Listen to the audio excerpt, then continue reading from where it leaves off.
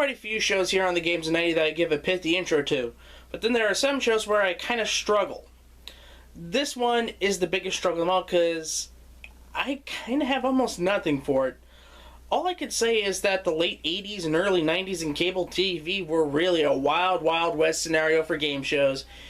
Meaning if you had enough connections and a little bit of capital, you could actually get a game show on the air. And for proof of that concept, here is Clash. Of pedestrians against the bumper tells me I'm not alone in this big, unfriendly world. She's the one. I'm Derek. I'm an insurance salesman. And after I sold that nit with a policy, she backed the car through my office wall. Today on Clash, she's gonna pay.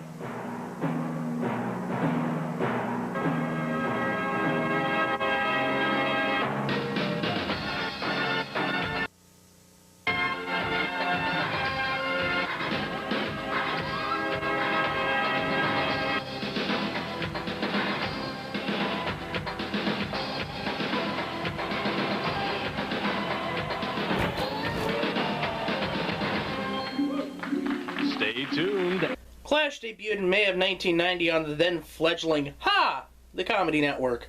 On this show, two teams of three contestants who would be considered rival teams in a conceptual way faced off in a trivia game in order to determine who is the best team and win some prizes along the way.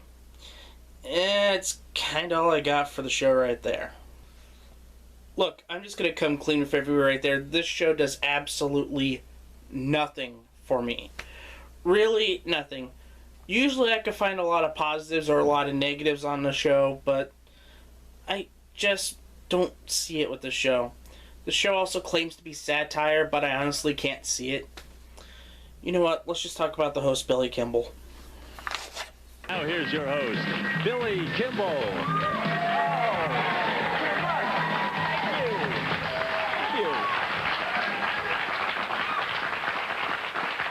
Hold on to your hats, everybody. We're in for a wild one. The host is comedian Billy Kimball, who at this time was a big figure of the then Comedy Network, having done lots of shows including Aftershock with Dennis Leary, and one of the many replacements for the Joan Rivers flop of a Fox talk show and the Wilton North Report. I've seen some of his stuff back then, and I got a few chuckles out of it. Seeing him at Clash, and far and away, he's actually the best thing about it. A bare-bones quiz like this needs someone who's a bit deadpan and also quick-witted, and that's exactly what he was on this show.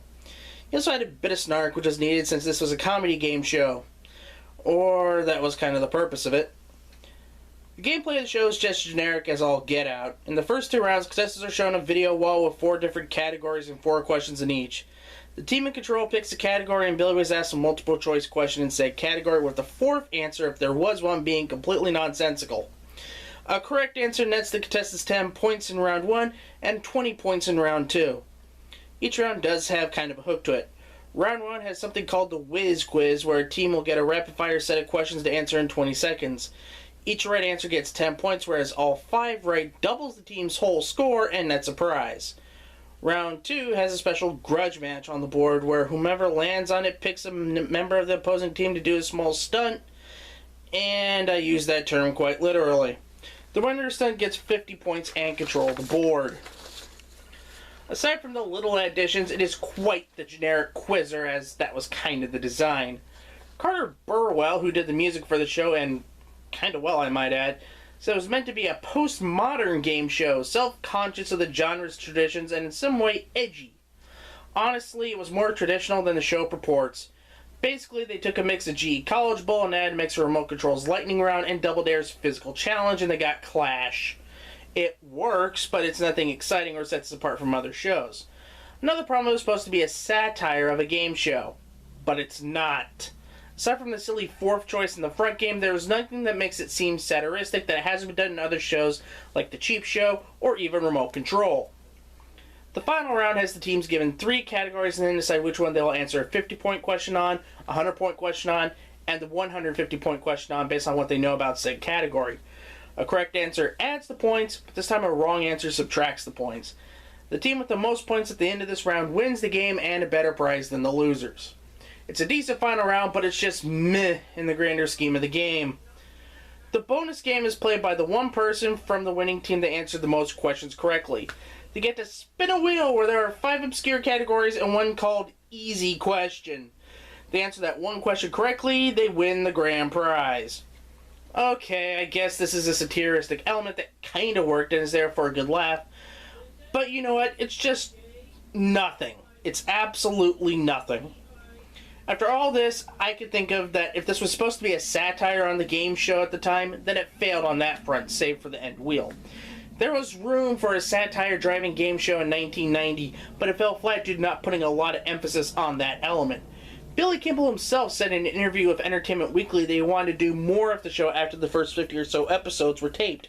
As the producer of the show, he could have done that at the beginning. As a game show, then it's nothing more than mediocre, save for Billy Kimball being the lone bright spot as host. Everything on the show has been done before and better. Part of me wanted to play the GSG intro after the small description that I gave, but at the end of the day, I can't even bother to do that. It's an absolute nothing show and lasted after the changeover to Comedy Central from the Comedy Network in April of 1991 until its cancellation in December of 1991.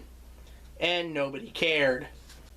The concept of the rival teams would be reworked in 1999 on the show Versus with Greg Proops as host. It was actually a pretty decent show, although it would be short-lived and be canceled 4 months after its debut.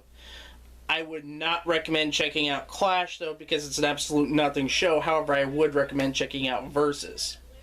Well, that's going to do it for me. Next week, we're going to have a show of a special meaning. The End of a Legend. It is the last show that Gene Rayburn hosted, and it's going to be Movie Masters. Until next time, bye-bye.